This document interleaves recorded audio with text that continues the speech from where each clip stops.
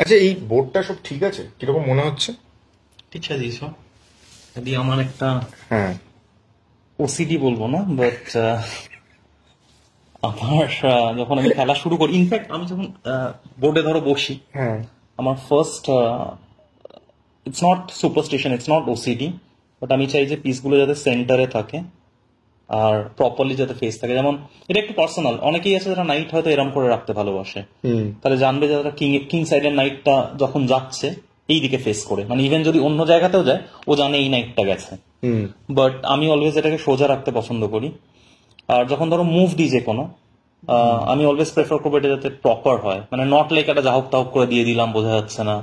Obviously যখন তোমার fast time কন্ট্রোলে খেলা হয় তখন এটা এত মেনটেন করা যায় না, বাট আদারওয়াইজ এটা একটা মানে সোকল রুলস তো নেই, বাট বেটার লাগছে। বেটার লাগছে ডিরেক্টর। এটা আমাকে প্রথম বলেছিল, যেহেতু মানে আমাদের এখানে ছোট একটা 5 বছরের বাচ্চা আছে যে অভিনয় করছে আর কি। হ্যাঁ। তো ও তো এসে যা তা করে মানে যেরকম ভাবে পারছে রেখে দিচ্ছে আর কি। তো ওকে প্রথম এসে দেখি ট্রেনিং এর ভেতর প্রথম বলেছিল যে ঘোড়াটা শুড ফেস দ্য, মানে ওই সৈন্যটাকে ফেস করছে আর কি। তো তখন থেকে আমি জানতাম যে ও ঘোড়া ফ্যাসিনেশন আছে, যে ও সোজা সবসময় রাখে, মানে এটা ডিপেন্ড করে, এটা ও বলছে আর কি। অলসো মানে ধরো ইভেন এই বিষয় যে আমি যদি এরকম করে রাখবো না, আমার নর্মাল হচ্ছে যে এটা এদিকে ফেস করা, মানে প্রত্যেকটাই হচ্ছে সামনের অপোনেন্টকে ফেস করছে, মানে যুদ্ধতে সামনের লোককেই ফেস করছে। হ্যাঁ মানে it doesn't it feel odd যে এরম করে আমি একটা চাল দিচ্ছি, ডাজন্ট ইট ফিল অড, বা আমি জিনিসটাকে এরম করে রাখছি, it doesn't feel right somehow. দেখুন, এত ঘোড়া নিয়ে কথা হচ্ছে, তাহলে বলি এই যে বাংলা ছবির এখন আর ডার্ক হর্স বলা যায় না, এখন বলা যায় রানিং হর্স হচ্ছে উইন্ডোজ প্রোডাকশন হাউস, এবং মুক্তি পেতে চলেছে পথিকৃৎ বসুর পরিচালনায় দাবাড়ু, গ্র্যান্ডমাস্টার সূর্যশেখর গাঙ্গুলির জীবনী। তাই জন্য আমরা একটা চেস বোর্ড সাজিয়ে রেখেছি, এবং আজকে দাবাড়ু ডিরেক্টর পথিকৃৎ বসু এবং যার উপর আধারিত দাবাড়ু ছবি সেই গ্র্যান্ডমাস্টার সূর্যশেখর গাঙ্গুলি অগ্নি পরীক্ষার বিশেষ অতিথি। দাবাড়ু নিয়ে তো কথা হবেই, কিন্তু তার আগে আমি শুরু করতে চাই সূর্যদাকে দিয়ে। এই চেস বোর্ডটা কিছু লেখা আছে, সূর্যদা তুমি কি পড়তে পারছো? হ্যাঁ, আনন্দের সাইন আছে 5 জানুয়ারি 2013-তে, আর উইশ করা আছে। ও নিজে যেটা করে সেটাই অ্যাকচুয়ালি উইশ করে দিয়েছে, দ্যাট ইজ এনজয় প্লেইং। আমার মনে হয় যেটা সবার ক্ষেত্রেই প্রযোজ্য। যেমন আমি কেন দাবা খেলি এটা আমি নিজেকে জিজ্ঞেস করি, why do I do this. তো তার একটা সহজ খুব আনসার আছে, সেটা হলো যে I enjoy. Same goes with Anand, মানে he enjoys doing that, that's why he plays chess. তো আমি যেদিনকে এনজয় করবো না সেদিনকে আমি দাবা খেলবো না, বাট আমি এনজয় করি, এবং আমি দেখছি সেই মেসেজটাই আনন্দ দিয়েছে। আর এই সইটা আছে, আমার মনে আছে ছোটবেলাতে আমি আনন্দকে ফার্স্ট টাইম মিট করি 92-তে কলকাতাতে। তো প্রথম আমার অটোগ্রাফ নেওয়া ওর সাথে 92-তে, এবং প্রথমবার ওই সাইমেলটেনিয়াস খেলেছিলাম। তো সেই সময় থেকে আমি এই সইটা কপিও করতে পারি, মানে কপি করতাম আর কি। এই আবার কিরকম কথা, মানে এটাই কি আনন্দের ব্যাংক সই? এই তাহলে তাহলে খুব, এই ব্যাংক বলতে মনে পড়লো, তোমার বাড়িতে এখনো সিবিআই বা ইডি রেড করেনি? এতগুলো সোনা, এতগুলো রূপো, এতগুলো ব্রোঞ্জ তোমার কাছে এখনো হয়নি যে তোমার কাছে এত এত সোনা, এত রূপো, সাধারণ মধ্যবিত্ত বাঙালি পরিবার, তোমার অড মনে হয় না যে সিবিআই বা ইডি এখনো রেড করেনি? এত সোনা, রূপো, ব্রোঞ্জ একটা সাধারণ মধ্যবিত্ত বাঙালির বাড়িতে। প্রথমবার যখন আমি গেছিলাম, আর ও মারাত্মক ভাবে সাজিয়ে রেখেছে এখন আর কি। তো ওর একটা পুরো শোকেসই আছে, সেটা আর কি সব সোনা রূপো। তো রেড করা উচিত, খুব শিগগিরই হবে। আই উইশ ওগুলো আসল আসল সোনা, আসল রূপো হতো। প্রবাবলি সবকটা মেডেল আসল সোনার হয় না, বাট এনিওয়েজ আমার যেটা মনে হয় ট্রফিজ এর ক্ষেত্রে না আমার একটা অদ্ভুত ফ্যাসিনেশন আছে। নট বিকজ আমি কি ট্রফি পেলাম, দেখতে সুন্দর লাগছে, ওইভাবে আমি কানেক্ট করতে পারি না। ইনফ্যাক্ট ধরো কথার কথা বলছি, ধরো তুমি এখানে যদি আমাকে একটা কিছু মেমেন্টো দাও, আমি সেটাকে কানেক্ট করতে পারি না। বাট যে ট্রফি আমি খেলেছি, নট নেসেসারি চ্যাম্পিয়ন হয়েছি, হয়তো থার্ড হয়েছি বা হোয়াটএভার, ফোর্থ হয়েছি বা লেটস সে চ্যাম্পিয়ন হয়েছি, আমি সেই ট্রফিটাকে ধরো যখন দেখি আমার অ্যাকচুয়ালি গেমস গুলো মনে পড়ে, যে ওখানে আমি 9টা গেম খেলেছিলাম, আমার সেখানে সেই জার্নিটা মনে পড়ে, সেই টেনশনটা মনে পড়ে, সেই ফাইট গুলো মনে পড়ে, আমি সেটাকে কানেক্ট করতে পারি। তো প্রত্যেকটার সাথে কিছু না কিছু মেমোরিজ জড়িয়ে থাকে। তুমি একটা খুব সুন্দর জিনিস বললে আমাদের, যে মাঝে মাঝে তুমি নিজেকে জিজ্ঞেস করো, প্রশ্ন করো যে আমি কেন দাবা খেললাম বা কেন আমি দাবা খেলতে এলাম। পথিকৃৎদাকে এই প্রশ্নটা যদি আমি ঘুরিয়ে দিই, তুমি কেন সিদ্ধান্ত নিলে যে এরকম একটা ছবি করবে, সূর্যশেখর গাঙ্গুলির বায়োপিক দাবাড়ু, তুমি কেন সিদ্ধান্ত নিলে?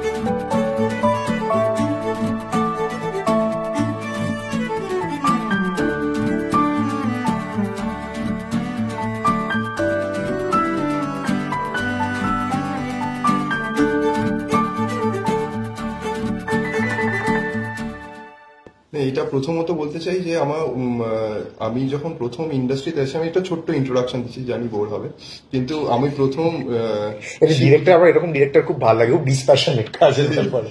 যে আমি প্রথম কিন্তু শিবুদা নন্দিতাদিকে অ্যাসিস্ট করেছিলাম, ডাউন 2012-13 হবে। কোন ছবি এটা? হচ্ছে সেই মুক্তধারার সময়। ও বাহ। তো আমি প্রথমবার অ্যাকচুয়ালি শুটিংটা কি হয় প্রথম জেনেছিলাম আর কি শিবুদা নন্দিতাদির হাত ধরে। তো দাবারও যেমন একটা ইচ্ছে পূরণের গল্প, সেরকম আমারও হয়তো ইচ্ছে পূরণের গল্প, যে আবার এত বছর পর আর কি উইন্ডোজের হাত ধরে আবার একটা ছবি করা, এবং যেখানে শিবুদা নন্দিতাদি বিং প্রডিউসার্স আমাকে ডিরেক্ট করতে দিয়েছে আর কি। তো শিবুদার কাছে আমি প্রথমবার সূর্যশেখর গাঙ্গুলির ব্যাপারে জানতে পারি। তো আমি বাড়িতে গিয়ে আর কি পুরোটা যখন গুগল করি, তখন আমার ওর জীবনটা খুব ইন্টারেস্টিং লেগেছিল। ওর সাথে মিট করার আগেও আমি যখন পড়াশোনা করতে শুরু করলাম, তখন আমার দাবাটায় কেন ইন্টারেস্ট লাগলো, দাবা ইজ ভেরি আন্ডাররেটেড। মানে কেউ মানে গড়িহাট মোড়ে নিচে কে গালে হাত দিয়ে বসে থাকে, মানে তাতে কোনো না দেখতে ভালো লাগে, না এর কোনো ফিজিক্যাল অ্যাক্টিভিটি আছে। কিন্তু আমি যখন পড়লাম, মানে আমি বলছি এই অনেকগুলো রিসার্চ বলছে যে daba has been invented in India. আর এটা হচ্ছে রামায়ণে রাবণের বউ মন্দোদরি এই খেলাটা প্রথম খেলেছিল মানে ওই ইনভেন্ট করেছিল, এর একটা পারপাস ছিল। পারপাসটা হচ্ছে যে ওর বর যাতে যুদ্ধে বেশি মনোযোগ না দিতে পারে। তো দাবা খেলার ইনভেনশনই হচ্ছে অন্য একটা যুদ্ধকে থামানোর জন্য। তো সেখানে মানে দাবা is not just a game.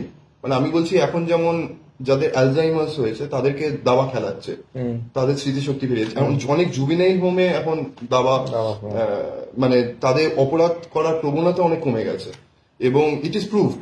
আর এখন তো গুজরাট গভর্নমেন্ট মনে হয় মানে ওদের কারিকুলার অ্যাক্টিভিটিজ এর ভেতরেও দাবাকে ঢুকিয়েছে। তো আমার মনে হয়েছিল যে daba has taken a very huge step. মানে কোভিড এর পর থেকে প্রচুর মানুষ দাবা খেলতে শুরু করেছে। তারপর যখন সূর্যর কাছে যাই, সূর্যর কাছ থেকে আমি একটা অন্য দাবা, মানে আমরা যেভাবে দাবা খেলি আর কি সেটা নয় অ্যাকচুয়ালি। আমি সূর্যর কাছে যাই যখন, ওর একটা দাবার ডিফারেন্ট পার্সপেক্টিভ পেলাম।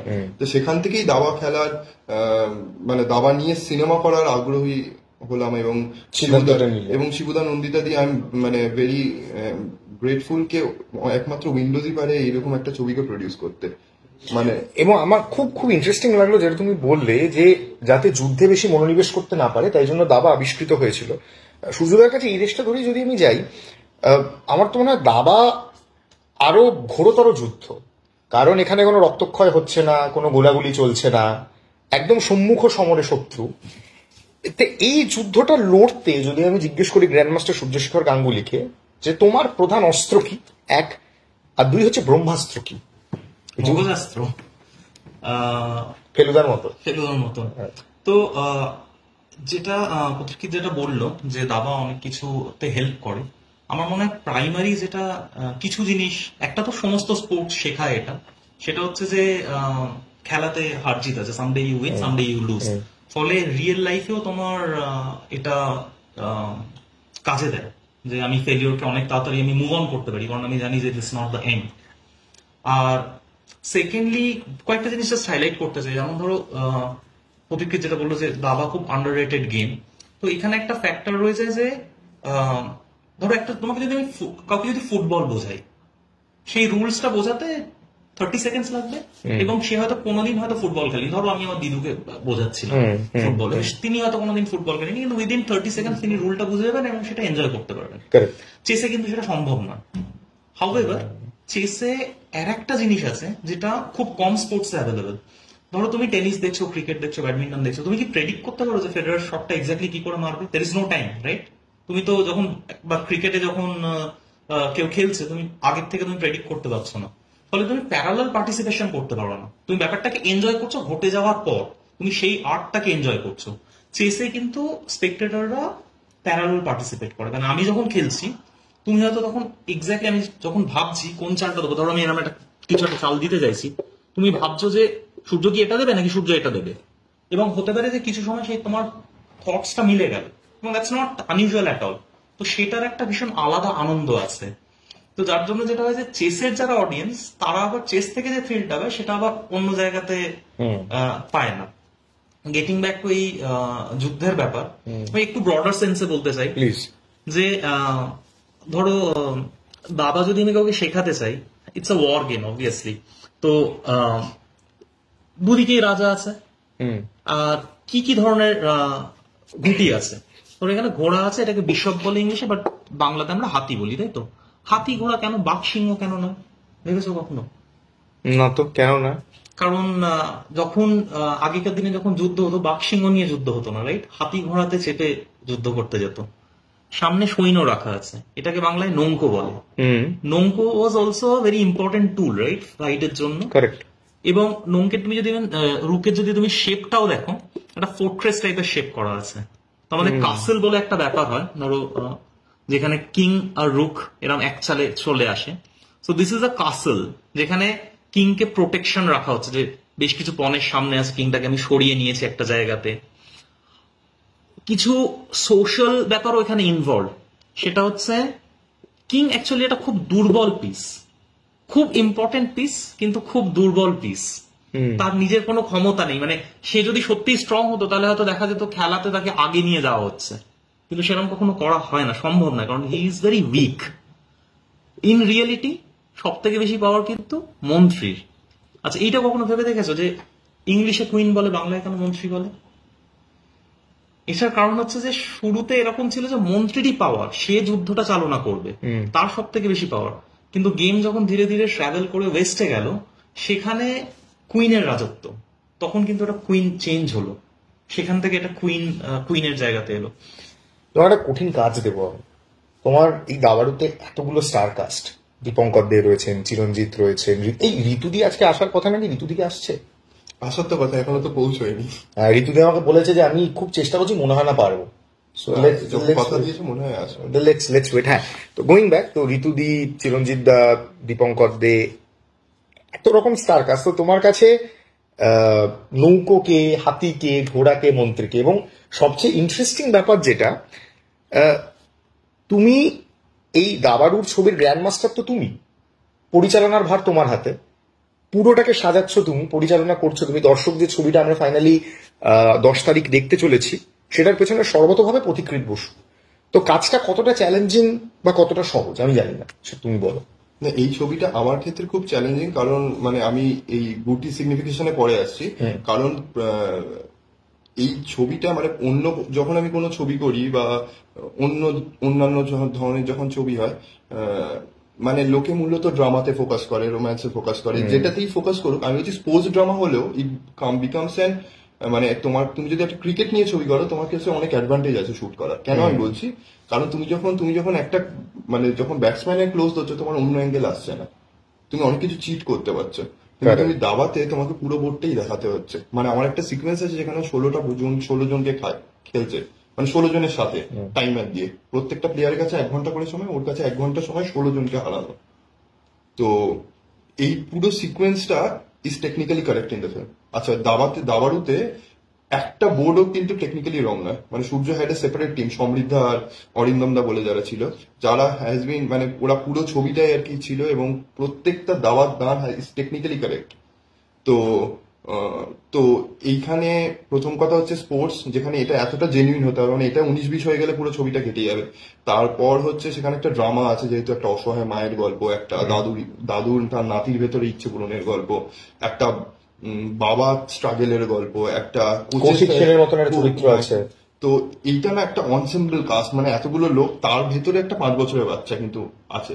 সেই 5 বছরের বাচ্চা কিন্তু দান মুখস্থ করে ওইভাবে যেভাবে প্রফেশনালি দেখালো দাবার, ওই প্রফেশনালি খেলে ডায়লগ বলেছে, তো it's a very difficult to shoot. আর আমি অরিজিনাল লোকেশনে শুট করেছি, কোমরটুলি টোমরটুলি, মানে যাতে ওই উত্তর কলকাতার রক গুলো যতটা আর কি অথেন্টিক করা যায়।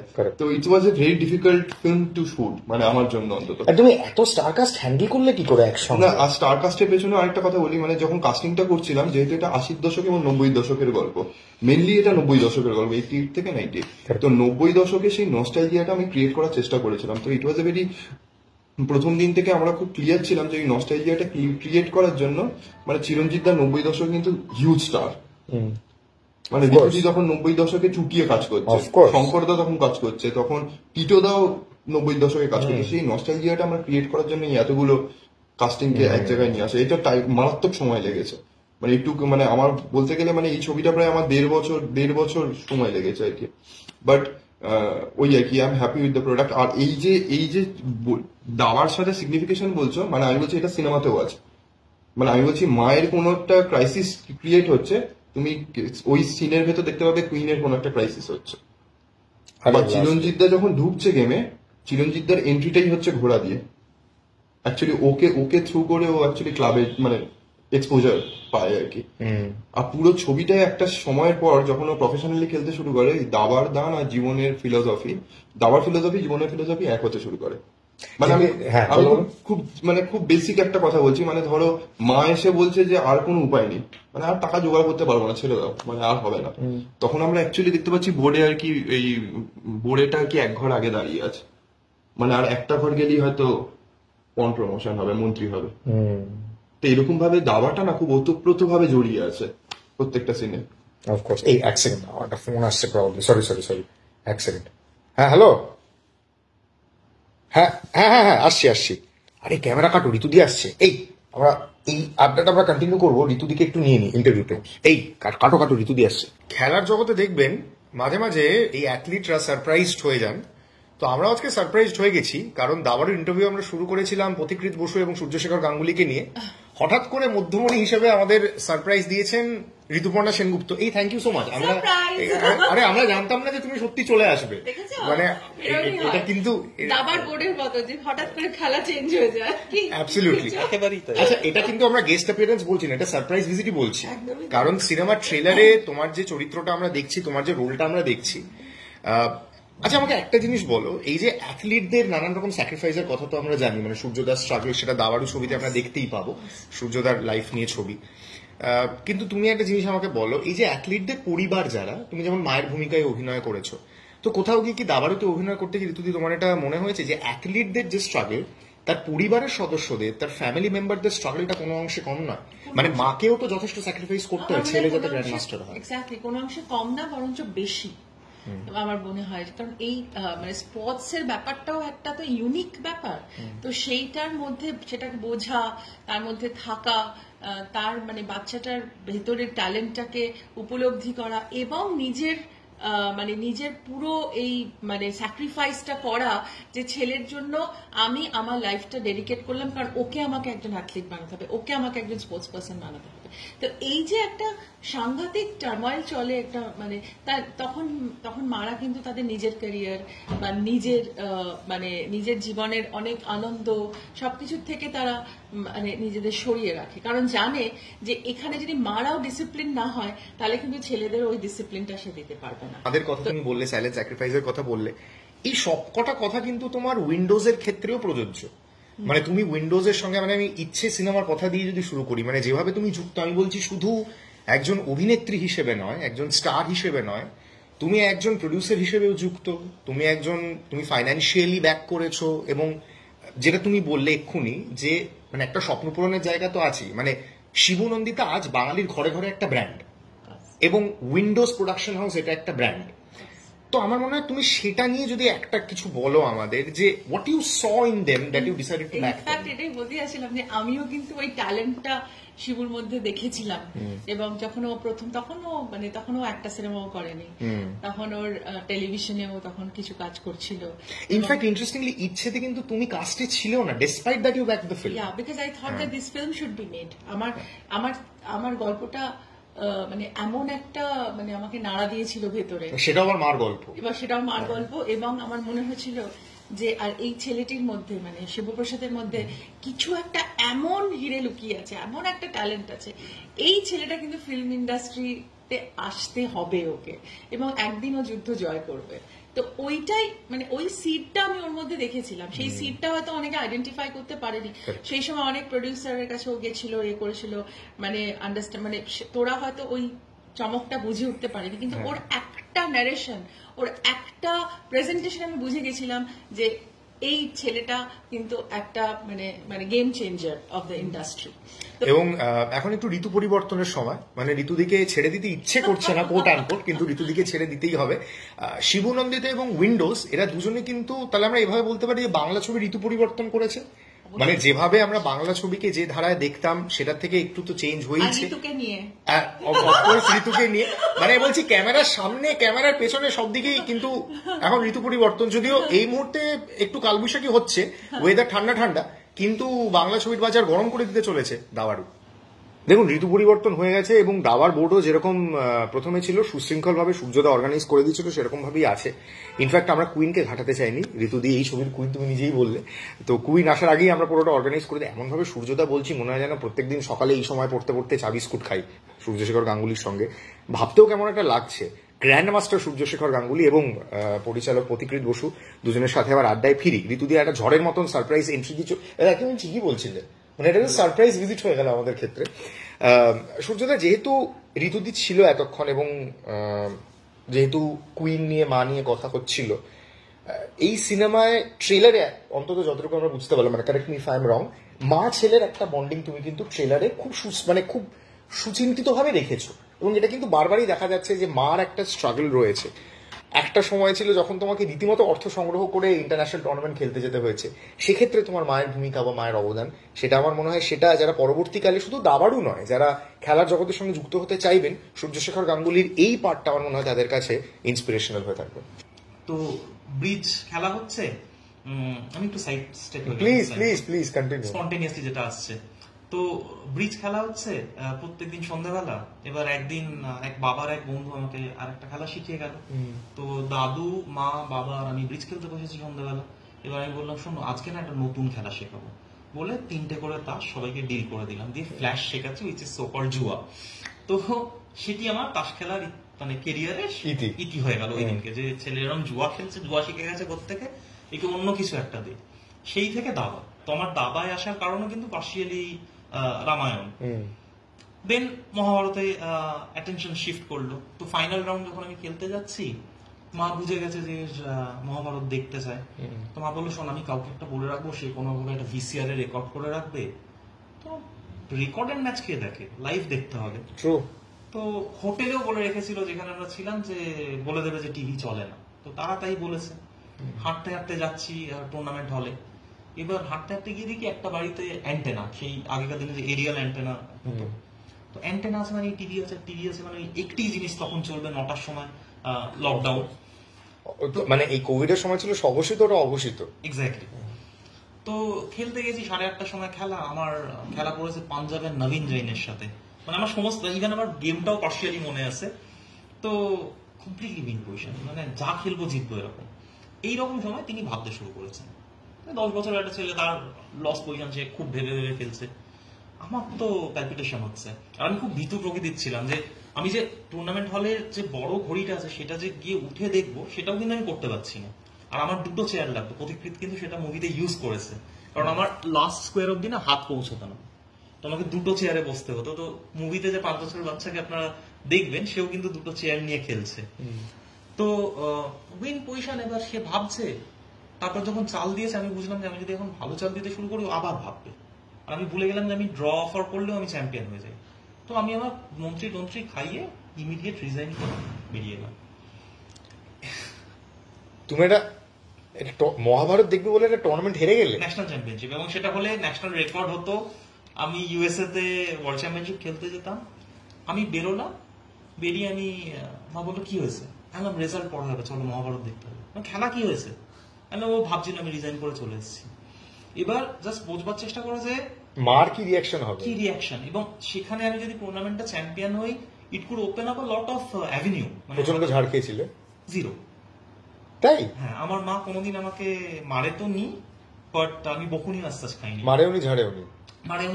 ইনফ্যাক্ট খুব রিসেন্টলি হয়েছিল এই লকডাউনে একটু আগে, আমি প্রচন্ড বিরক্ত করছিলাম মাকে, আমি বরাবরই করে এসেছি, তো মা একবার আমাকে কি হচ্ছেটা কি, এবং তাতে আমি ক্যালেন্ডারে মার্ক করে দিয়েছিলাম যে মা আমাকে মেরেছে, এটা করেছিল বলে ক্যালেন্ডারে মার্ক করা আছে। তো মায়ের এই যে সেদিনকে যেটা হলো যে মা স্পিচলেস হয়ে গেল, আমাকে বোঝানোর চেষ্টা করলো, এবং আমি দেখলাম যে ক্লোজিং সেরিমনি যখন প্রাইজ ডিস্ট্রিবিউশন হচ্ছে মায়ের চোখ দিয়ে জল পড়ছে, মানে she is unable to control. So সেটা আমাকে খুব টাচ করেছিল, মানে তুমি কাঁদছো কেন? তো তখন মা বললো দেখ ও চ্যাম্পিয়ন হয়ে গেল, তো ও দুটো বই পেয়েছে, আমি দুটো বই পেয়েছি, ও একটা বড় ট্রফি পেয়েছে, আমি একটা ছোট ট্রফি পেয়েছি, হাউ ডাজ ইট ম্যাটার?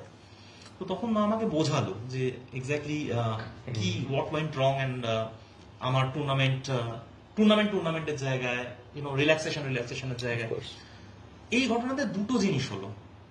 এক, আমি বুঝলাম যে সব থেকে বড় যেটা আমি বুঝলাম যে বাড়ির দরজাটা আমার জন্য সবসময় খোলা, আমি যাই করে আসি না কেন there is a hug waiting for me.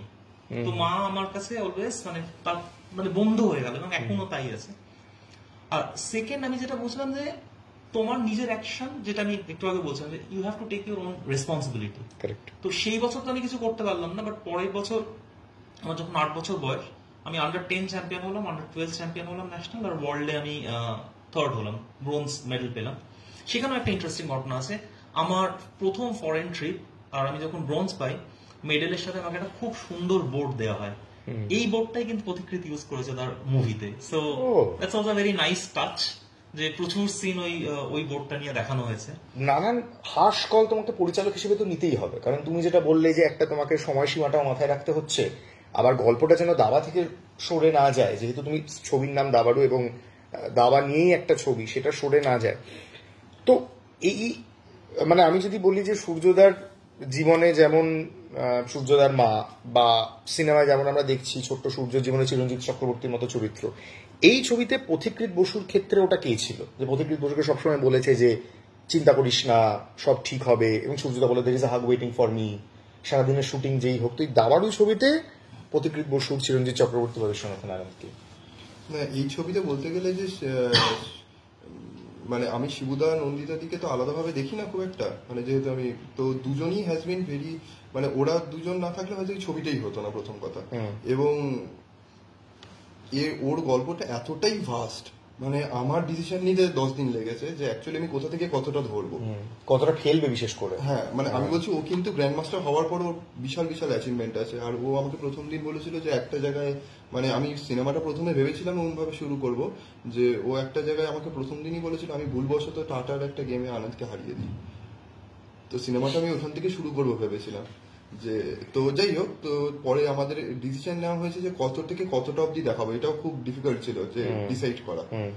তারপরে হচ্ছে কোন ইনসিডেন্টস গুলোকে দেখাবো, কারণ প্রত্যেকটা মানে স্পোর্টস মুভির এক একটা টেমপ্লেট হয় আর কি, সেই টেমপ্লেট থেকে আমি বেরোতে পারছিলাম না। তো সেই টেমপ্লেটের জন্যই ঝামেলা হয়েছে যে ও বলছে কেন এরকম ভাবে ফিকশনালাইজ ক্রিয়েট করা হচ্ছে। তো তো তো তারপরে আর কি আমার একটা অ্যাফার্মেশনের জন্য, মানে আমার মানে আমি জানি শিবুদা 100টা ব্যস্ততার ভেতরে আমি প্রত্যেকবার মানে জ্বালাতাম আর কি, যে একবার বসতে হবে। তো মানে মানে আমার একটা অদ্ভুত কনফিডেন্স আছে, এটা আমি জানি না, যেহেতু ছোটবেলায় ওদেরকে অ্যাসিস্ট করেছিলাম বলে হয়তো, যে শিবুদার দিদি ঠিক বলছে, মানে ঠিক আছে, I am the right track. মানে আমার মনে আছে আমি যখন ওর থেকে গল্পটা শুনেছিলাম, আমি প্রথম অ্যাকচুয়ালি আমি আর আমার রাইটার্সরা বলে বসে অ্যাকচুয়ালি প্রথম আর কি ওই 10-15 পাতার ভেতর আর কি একটা জট ডাউন করেছিলাম কিভাবে গল্পটা যাবে। তো আমি যখন প্রথমবার দিদিকে শুনিয়েছিলাম, দিদি আর কি শুনে বলেছিল যে ছবিটা হচ্ছে, চল। তো এইরকম আর কি কনফিডেন্স, মানে আমি বলছি দাবাড়ু ছবিটা উইন্ডোজ ছাড়া কেউ প্রডিউস করতো না, মানে হ্যাঁ, কারণ মানে প্রথম কথা হচ্ছে এটা খুব নন প্যালেট, মানে আমি বলছি যে ইন্ডাস্ট্রি, মানে এটা তো একটা কমার্শিয়াল ইন্ডাস্ট্রি, মানে কমার্স ইনভলভড, মানে আমি এরকম হতে পারে না যে আমি টাকা নিচ্ছি টাকা ফেরত, মানে টাকা দিচ্ছি না, মানে এরকম হয় না আর কি। তো যেখান থেকে একটা টাকা আসছে তাকে আবার ফেরত দেওয়ার একটা ব্যাপার আছে, অফকোর্স, বুঝতে পারছো তো? তো যে কোনো একটা কমার্স মানে যেখানে কমার্স জড়িয়ে আছে, প্রত্যেকটা ইন্ডাস্ট্রিরই একটা ট্রেন্ড হয় যে কোনটা সাকসেসফুল, কোনটার পেছনে যাব। তাই জন্য দেখবে এখন ফ্যামিলি ড্রামা অনেক বেড়ে গেছে, মানে আমি বলছি মানে যে সিনেমাগুলো সাকসেসফুল তাদের প্যালেট কিন্তু অনেক বেড়ে গেছে, সেই ছবিগুলো আবার হচ্ছে বারবার হচ্ছে। তো সেখানে দাঁড়িয়ে দাবার মতো একটা আনইউজুয়াল ছবি, যেটা ভারতবর্ষে কোনোদিন হয়নি, যে কোনো একটা দাবার প্লেয়ারকে নিয়ে ছবি করা, এবং সেখানে সো কল্ড মানে আমি বলছি যে খুব মানে স্কুলের বাচ্চারা অভিনয় করছে। তো এই যে হার্শ কলটা এর পেছনে যে একটা ইনভেস্টমেন্ট সবকিছু, এটা নন্দিতা দি সুবিধা ছাড়া হতো না। আজকে আমি যদি আনন্দের সাথে 10টা গেম খেলি, do I stand a chance? No, I don't have a chance. আমি যদি একটা গেম খেলি, আমি কি ম্যাগনাসকে হারাতে পারি? It's very much possible.